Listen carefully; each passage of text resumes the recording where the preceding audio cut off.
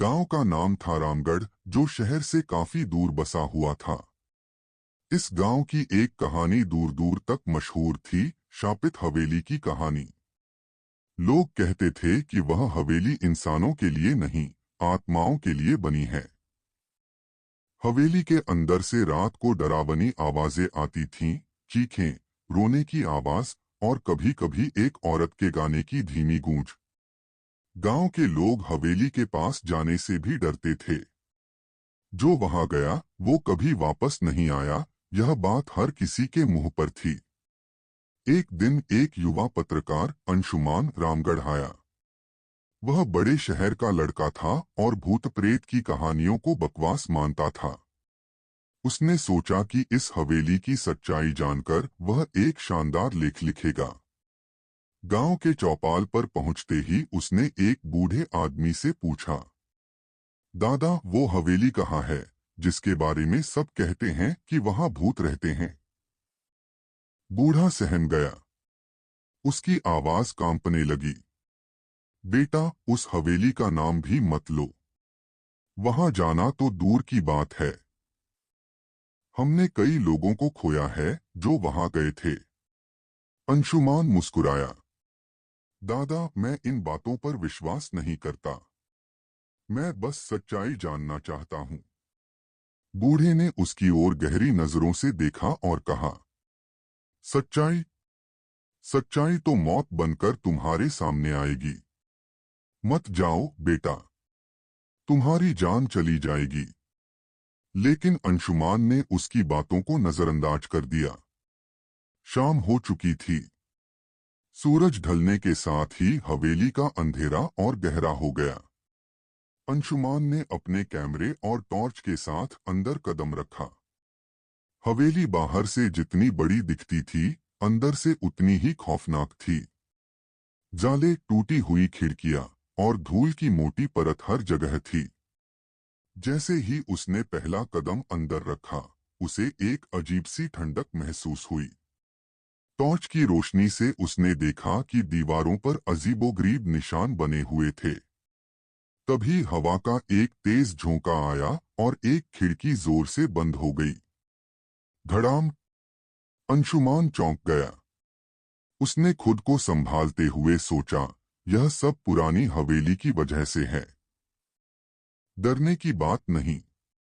लेकिन जैसे ही उसने एक और कदम आगे बढ़ाया, उसे महसूस हुआ कि कोई उसके पीछे खड़ा है। कौन है वहां? उसने डरते हुए पूछा। कोई जवाब नहीं आया, पर उसे लगा जैसे किसी ने उसकी गर्दन पर ठंडी उंगलियां रखी हों। क्या यह मेरा भ्रम है? वह खुद से बुदबुदाया।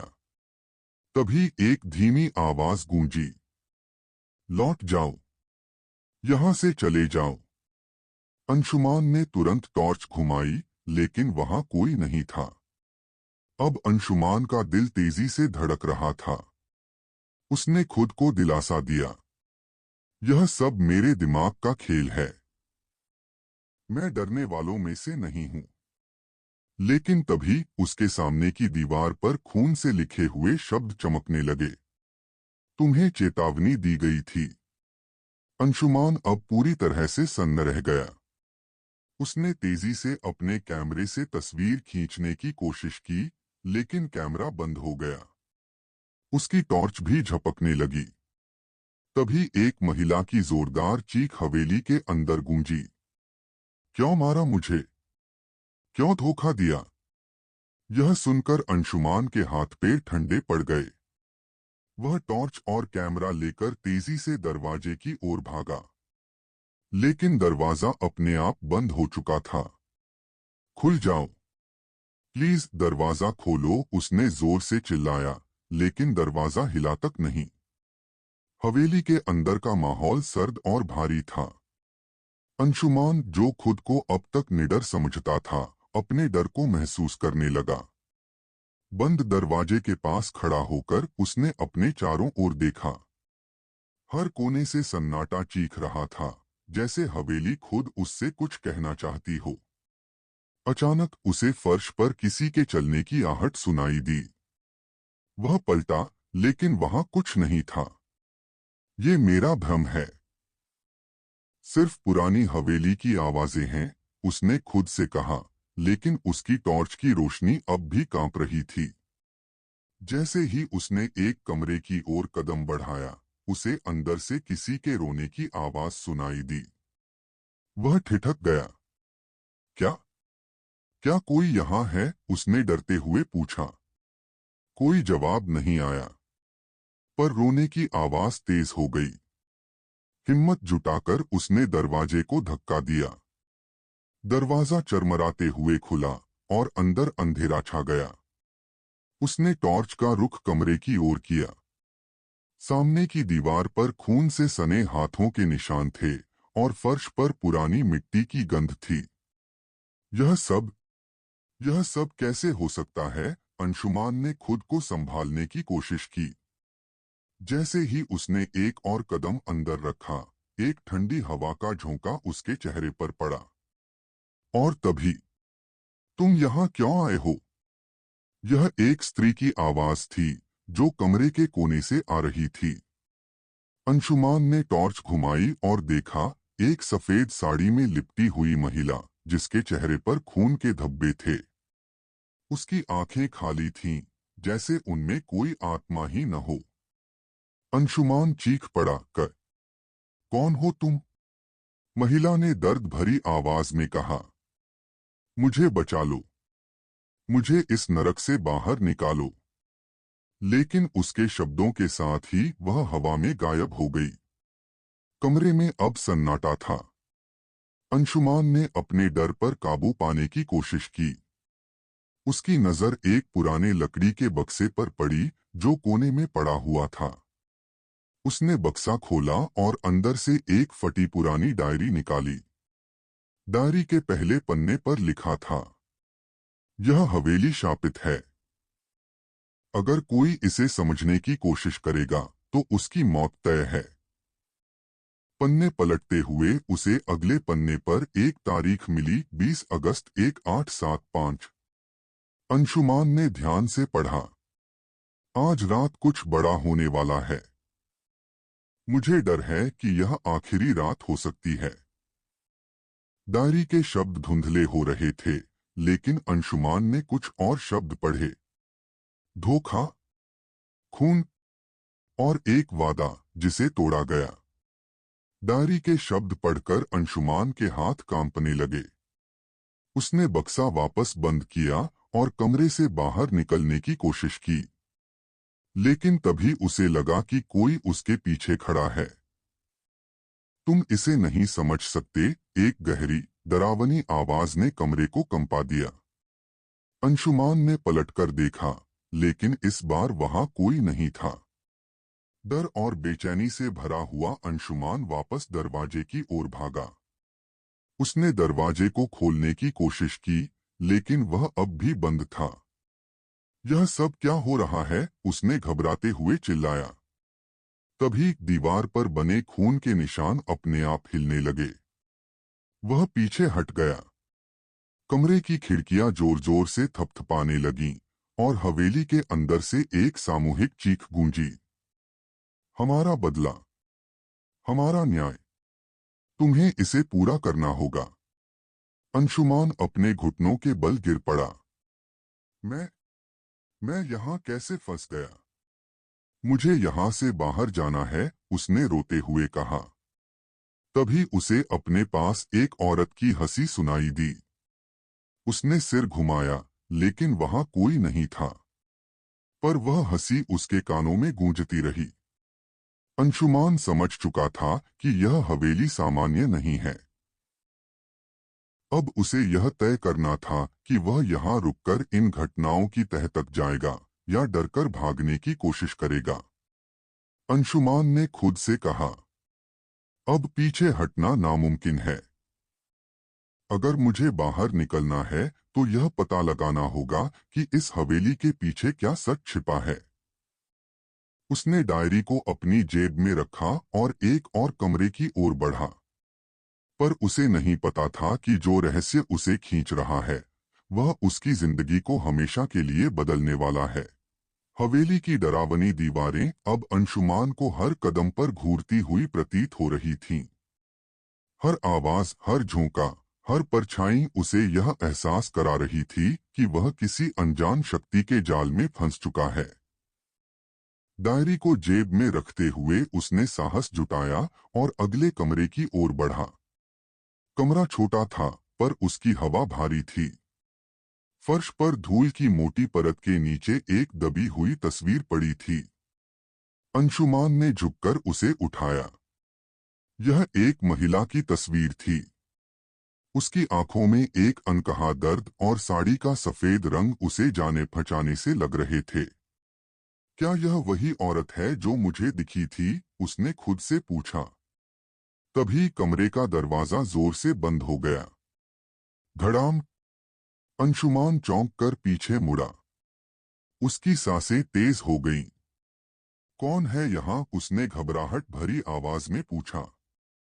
कमरे में कोई दिखाई नहीं दिया, लेकिन दीवारों पर हल्की खरोंचें उभरने लगीं, जैसे किसी ने नाखून से उन पर निशान बनाए हों। हमें न्याय चाहिए। हमें शांति चाहिए। यह आवाज अजीब थी, जैसे कई लोगों ने एक साथ कुछ कहा हो। अंशुमान ने डरते हुए कमरे का कोना कोना देखा। तभी एक कोने से ठंडी हवा का झोंका आया और अचानक सामने खड़ी एक महिला की परछाई उभर आई। तुम कौन हो? अंशुमान ने चिल्लाकर पूछा। महिला की परछाई धीरे धीरे स्पष्ट होने लगी। अब वह पूरी तरह से दिखने लगी थी। सफेद साड़ी पहने, बाल बिखरे हुए और आंखें लाल। उसने दर्द भरी आवाज में कहा, तुम यहां से बाहर नहीं जा सकते जब तक हमारी कहानी पूरी नहीं होती। अंशुमान कांपते हुए बोला, तुम लोग मुझे क्यों रोक रहे हो? आखिर क्या चाहते हो? महिला ने अपने चेहरे को झुकाकर जवाब दिया, हम इंसान नहीं, आत्माएं हैं। हमें यहाँ कैद किया गया है। हमारा दर्द और गुस्सा इस हवेली की दीवारों में दफन है। अंशुमान ने हिम्मत जुटाते हुए पूछा, किसने तुम्हें कैद किया और क्यों? महिला के चेहरे पर गुस्से का भाव उभर आया। उसने जोर से चीखते हुए कहा, उसने, जिसने हमारे साथ विश्वासघात किया, जिसने हमारा सब कुछ छीन लिया। अंशुमान की उत्सुकता अब और बढ़ गई थी। उसने आगे पूछा, कौन है वह? मुझे सब कुछ बताओ। अगर मैं मदद कर सका तो जरूर करूंगा। महिला ने उसे गुस्से भरी नजरों से देखा और कहा, सच जानने की हिम्मत है तुम में? अगर है तो वह डायरी पढ़ो। लेकिन याद रखना, यह सच तुम्हारी जिंदगी को बदल सकता है। अंशुमान ने जेब से डायरी निकाली और अगले पन्ने पलटे। उसमें लिखा था, 20 अगस्त 1875। आज रात इस हवेली में कुछ ऐसा हुआ जिसने यहाँ रहने वाले सभी लोगों की जिंदगी बर्बाद कर दी। डायरी में आगे लिखा था, हवेली के मालिक ठाकुर प्रताप सिंह ने अपने सबसे वफादार नौकरों और उनके परिवार को धोखा दिया। वह लालच और घृणा में इतने अंधे हो गए थे कि उन्होंने सबका खून कर दिया। डायरी पढ़ते पढ़ते अंशुमान के हाथ कांपने लगे। उसे एहसास हुआ कि यह हवेली सिर्फ एक इमारत नहीं, बल्कि उन मरे हुए लोगों की कैदगाह थी, जिनके सपनों और जिंदगियों को इसी छत के नीचे कुचला गया था। डायरी पढ़ने के बाद कमरे में अचानक तेज हवा चलने लगी। दीवारों से खून जैसा कुछ टपकने लगा। तुम्हें इसे पूरा करना होगा। वह महिला आत्मा फिर से उसके सामने प्रकट हुई। अंशुमान ने कांपते हुए कहा, क्या पूरा करना होगा? महिला ने धीरे धीरे कहा, जिसने हमें मारा उसका नाम मिटाओ। हमें इस नरक से मुक्ति दिलाओ। अंशुमान ने अपने भीतर के डर को दूर करते हुए कहा, अगर मैं तुम्हारी मदद करूं तो क्या तुम मुझे इस जगह से जाने दोगे? महिला ने उसकी ओर देखते हुए कहा, हम चाहते हैं कि सच दुनिया के सामने आए। जब तक ऐसा नहीं होता तब तक तुम इस हवेली से बाहर नहीं जा सकते। अब अंशुमान के पास कोई और विकल्प नहीं था। उसे इस रहस्य से पर्दा उठाना ही था। उसने डायरी को अपनी जेब में रखा और खुद से कहा, चाहे जो भी हो मैं इस गुत्थी को सुलझाकर ही रहूंगा। लेकिन उसे यह नहीं पता था कि जो रास्ता उसने चुना है वह उसे और भी गहरे अंधेरे में ले जाने वाला है। हवेली के अंधेरे में खोए अंशुमान को अब इस जगह के रहस्यों को सुलझाने की जिम्मेदारी महसूस होने लगी थी। आत्माओं की कराहती आवाजें और हवेली के इतिहास की परछाई उसे खींच रही थी। डायरी में लिखे सच ने उसे जकड़ लिया था। वह जानता था कि यह सिर्फ एक कहानी नहीं बल्कि उस दौर का जीवंत दर्द था जो अब भी इस हवेली की दीवारों में बसा हुआ है। अंशुमान ने हवेली के अगले कमरे की ओर कदम बढ़ाया। यह कमरा बाकी कमरों से अलग था। यहाँ धूल के बावजूद सब कुछ व्यवस्थित दिख रहा था। एक पुरानी अलमारी, एक टूटा हुआ पलंग और कोने में रखा हुआ एक बड़ा संदूक। उसने अलमारी के पास जाकर देखा। उसमें कुछ पुराने कपड़े और कागजात पड़े थे। तभी उसकी नजर एक तस्वीर पर पड़ी। यह एक परिवार की तस्वीर थी। तस्वीर में 3 लोग थे, एक प्रभावशाली दिखने वाला आदमी, एक महिला और उनकी गोद में एक छोटी बच्ची। यह वही ठाकुर प्रताप सिंह है, उसने खुद से बुदबुदाते हुए सोचा। अचानक उसे लगा जैसे अलमारी के पीछे से कुछ खड़खड़ाहट हो रही हो। उसने ध्यान से सुना। आवाज लगातार तेज हो रही थी। उसने अलमारी को खिसकाने की कोशिश की और उसके पीछे एक छोटी दरवाजा मिला। दरवाजे को खोलते ही सीढ़ियां नीचे की ओर जाती दिखीं। नीचे से हल्की हल्की सड़ी हुई गंध आ रही थी। अंशुमान ने अपनी टॉर्च निकाली और नीचे उतरने लगा।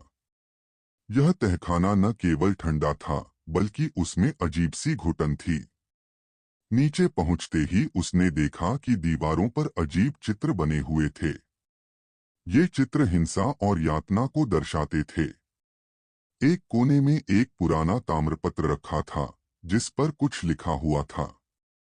ताम्रपत्र पर लिखा था, यहाँ वह दफन हैं जिन्होंने इस हवेली के मालिक को चुनौती दी। उनका खून हमेशा इस मिट्टी में रहेगा। अंशुमान के रोंगटे खड़े हो गए। उसने अपने चारों ओर देखा लेकिन उसे सिर्फ खंडहर और टूटी हुई जमीन दिखाई दी। तभी तहखाने में ठंडी हवा का एक तेज झोंका आया। अंशुमान को लगा जैसे कोई उसे पीछे से खींच रहा हो। उसने तुरंत पलटकर देखा। एक बार फिर वह महिला आत्मा उसके सामने थी। तुमने गुप्त दरवाजा खोल दिया है।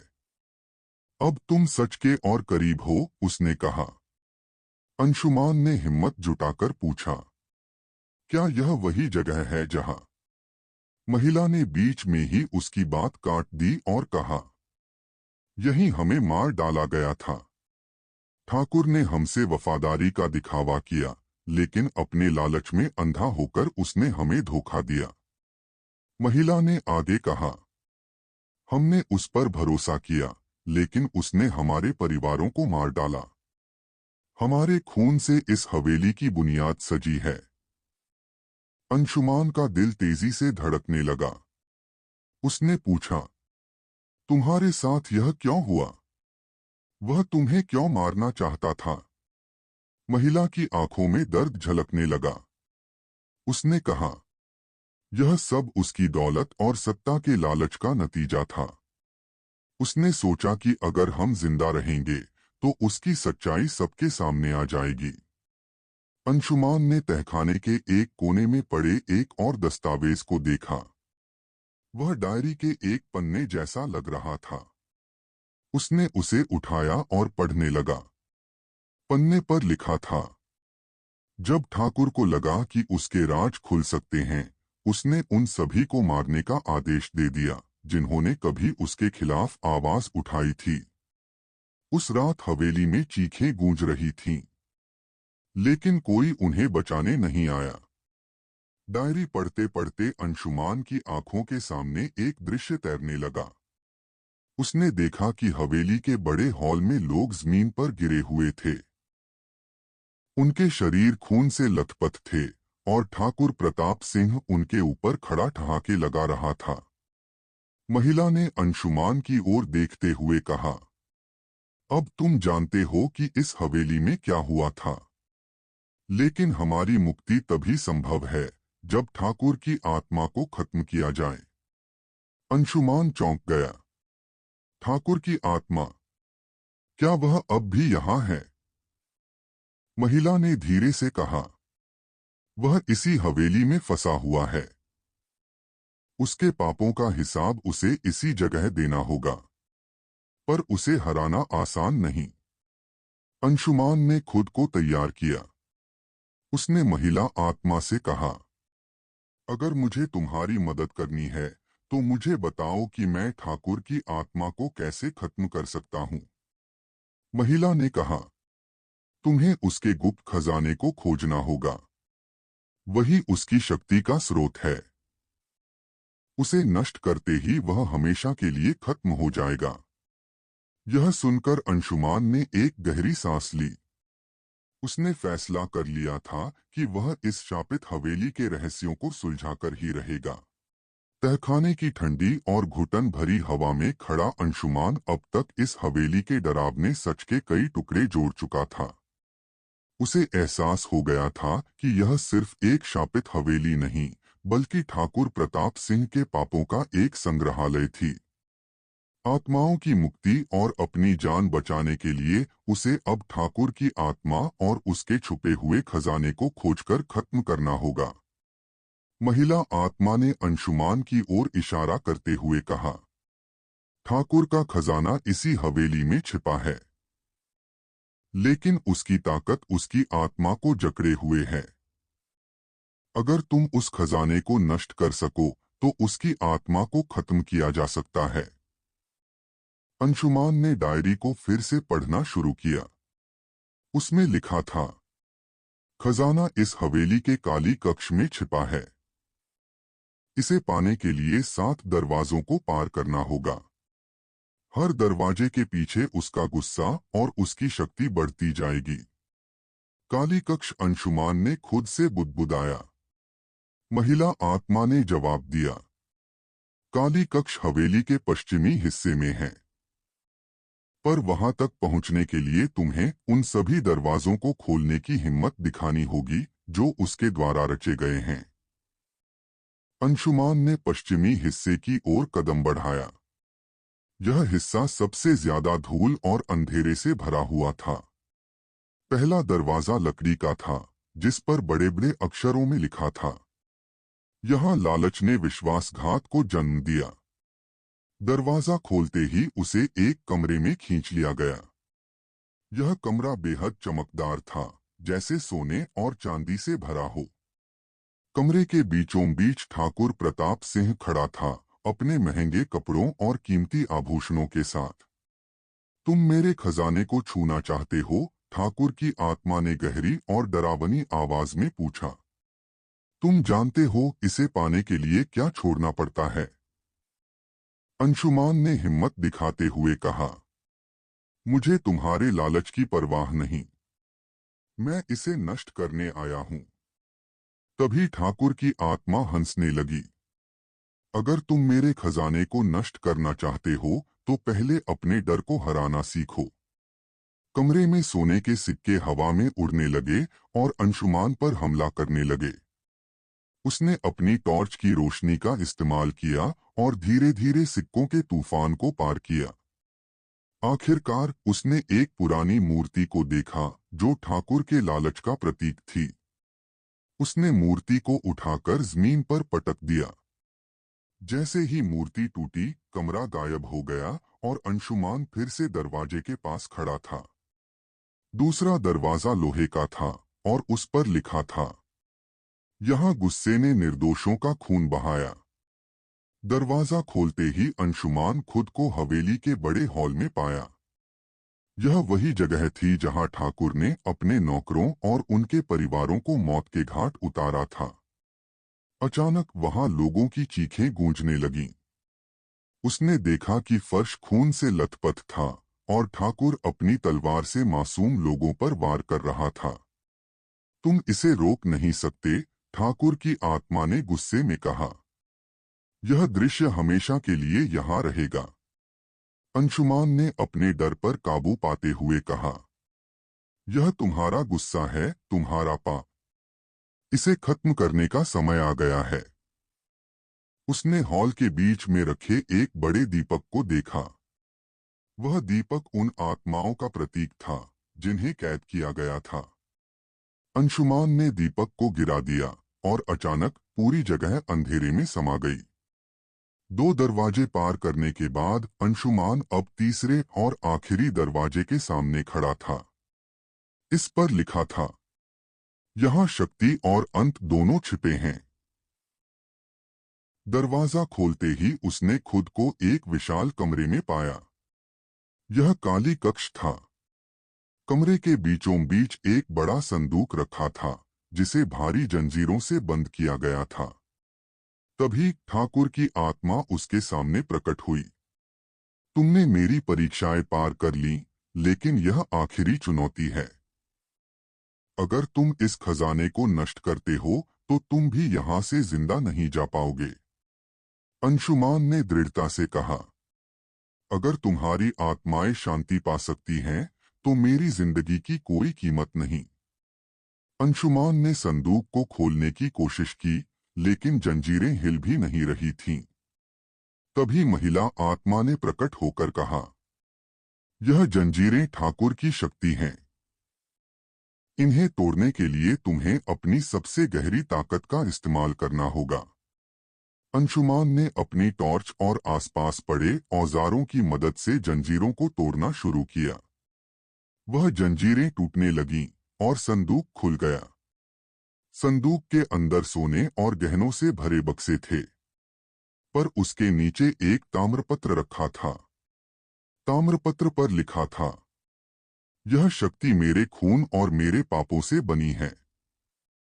जो इसे नष्ट करेगा वही इसे खत्म कर सकता है।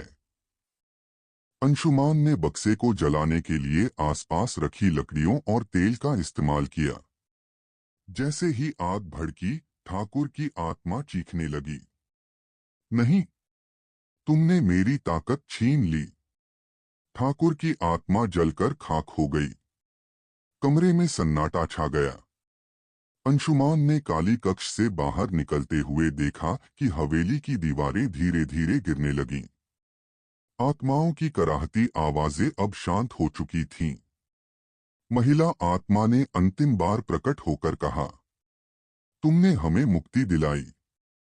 अब तुम जा सकते हो। तुम्हारा धन्यवाद। हवेली के बाहर कदम रखते ही अंशुमान ने पीछे मुड़कर देखा।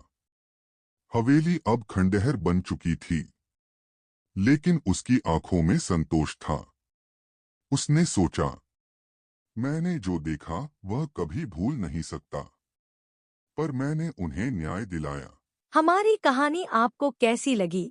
कमेंट में बताइए। और ऐसे ही मजेदार स्टोरी सुनने के लिए हमारे चैनल को सब्सक्राइब करना ना भूले।